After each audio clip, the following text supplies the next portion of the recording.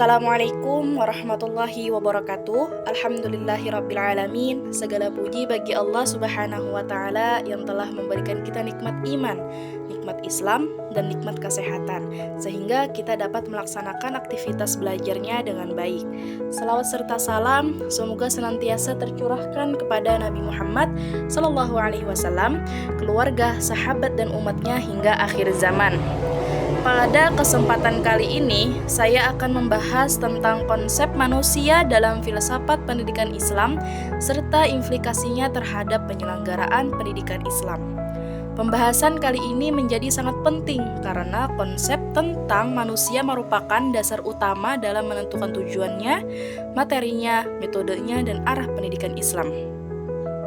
Pendidikan pada hakikatnya itu adalah usaha sadar untuk mengembangkan potensi manusia. Oleh karena itu, tanpa pemahaman yang benar tentang hakikat manusia, pendidikan di sini berisiko kehilangan arah, bahkan menjauh dari tujuan hakikinya. Masuk ke pengertian konsep manusia dalam filsafat pendidikan Islam. Dalam filsafat pendidikan Islam, manusia dipahami sebagai makhluk ciptaan Allah Subhanahu wa Ta'ala yang diciptakan dalam bentuk yang paling sempurna. Kesempurnaan ini tidak hanya dilihat dari aspek fisik saja, tetapi juga dari aspek non-fisiknya yang menyertai. Manusia memiliki dua unsur utama. Yang pertama ada unsur jasmani dan yang kedua ada unsur rohani. Unsur jasmani di sini berkaitan dengan tubuh fisik dan kebutuhan biologis, seperti makan, minum, dan kesehatannya. Sementara itu ada unsur rohaninya. Di sini meliputi akal, hati, dan jiwa yang berfungsi untuk berpikir, merasakan, dan menentukan sikap hidupnya.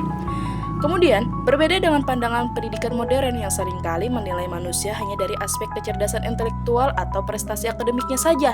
Jadi, filsafat pendidikan Islam memandang manusia itu secara menyeluruh dan terpadu.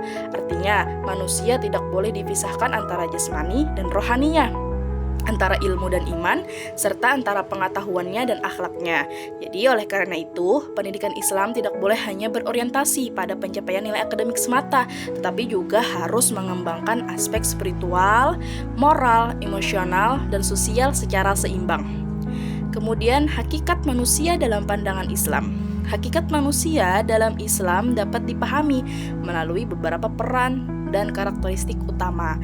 Yang pertama ada manusia sebagai hamba Allah. Di sini manusia diciptakan dengan tujuan utama untuk beribadah kepada Allah Subhanahu wa Ta'ala. Ibadah dalam Islam tidak hanya terbatas pada ritual seperti sholat, puasa, dan zakat saja, tetapi mencakup seluruh aktivitas kehidupan yang dilakukan dengan niat karena Allah dan sesuai dengan ajarannya. Oleh karena itu, pendidikan Islam itu harus mampu menumbuhkan kesadaran ketuhanan pada diri peserta didiknya, sehingga setiap ilmu dan keterampilan yang dimiliki diarahkan untuk mendekatkan diri kepada Allah. Kemudian yang kedua, manusia sebagai khalifah di bumi. Jadi sebagai khalifah, manusia itu diberikan amanah untuk mengelola, menjaga, dan memakmurkan bumi. Amanah ini menuntut manusia untuk bersikap adil, bertanggung jawab, serta memiliki kepedulian sosial dan lingkungannya. Pendidikan Islam berperan penting dalam membentuk manusia yang mampu menjalankan fungsi kepemimpinan, memiliki kepekaan sosial, dan mampu hidup berdampingan secara harmonis dengan sesama manusia dan alamnya. Kemudian yang ketiga, manusia memiliki fitrah dan potensi. Jadi, setiap manusia lahir dalam keadaan suci dan memiliki potensi bawaan seperti potensi beriman, berpikir, dan berakhlak yang mulia. Namun potensi tersebut tidak akan berkembang dengan sendirinya tanpa adanya bimbingan dan pendidikan. Jadi dalam hal inilah pendidikan Islam berfungsi sebagai sarana untuk mengarahkan dan mengembangkan potensi manusia agar tumbuh secara optimal dan sesuai dengan nilai-nilai Islam. Kemudian yang keempat, manusia sebagai makhluk yang dapat belajar dan berkembang. Manusia itu tidak dilahirkan dalam keadaan yang sempurna, melainkan membutuhkan proses pendidikan yang berkelanjutan sepanjang hayat. Pendidikan berperan dalam membentuk kepribadian manusia agar menjadi pribadi yang berilmu, beriman, dan berakhlak yang mulia. Kemudian, implikasi konsep manusia terhadap pendidikan Islam.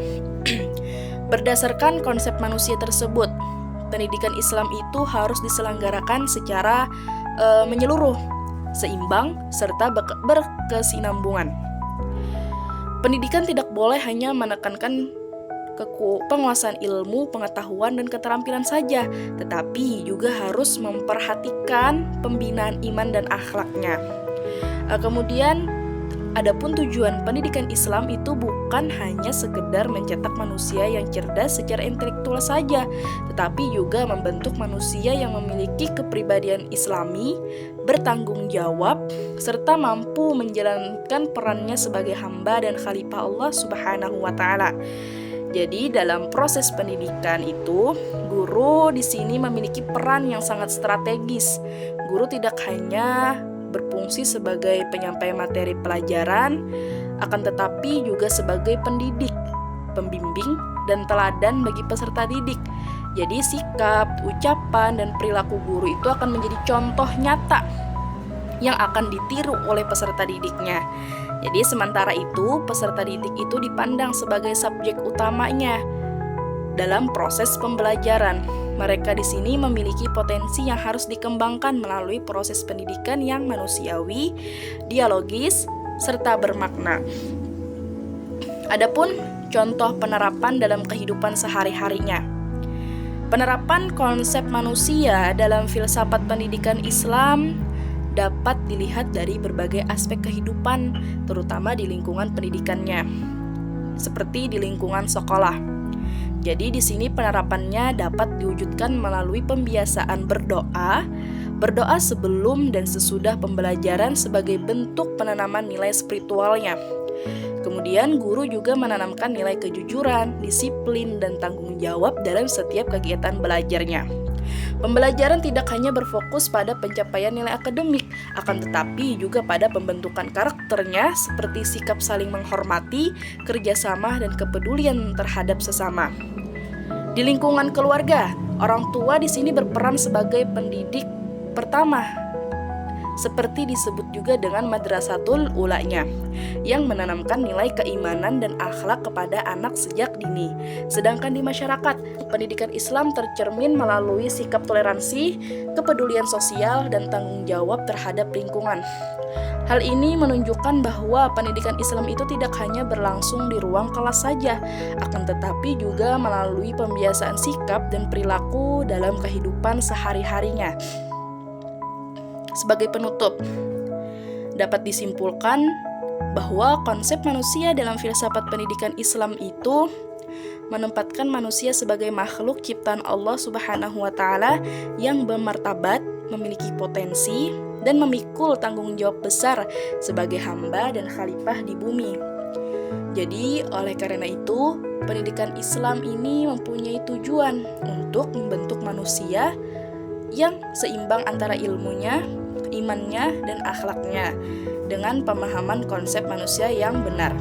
Jadi diharapkan pendidikan Islam itu harus mampu melahirkan generasi yang tidak hanya cerdas secara intelektual saja, akan tetapi juga memiliki kepribadian yang berakhlak paling mulia serta mampu memberikan kontribusi positif bagi masyarakat yang lainnya, bangsa, dan agamanya.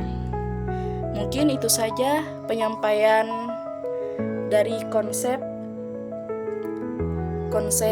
manusia dalam filsafat pendidikan. Saya tutup. Wassalamualaikum warahmatullahi wabarakatuh.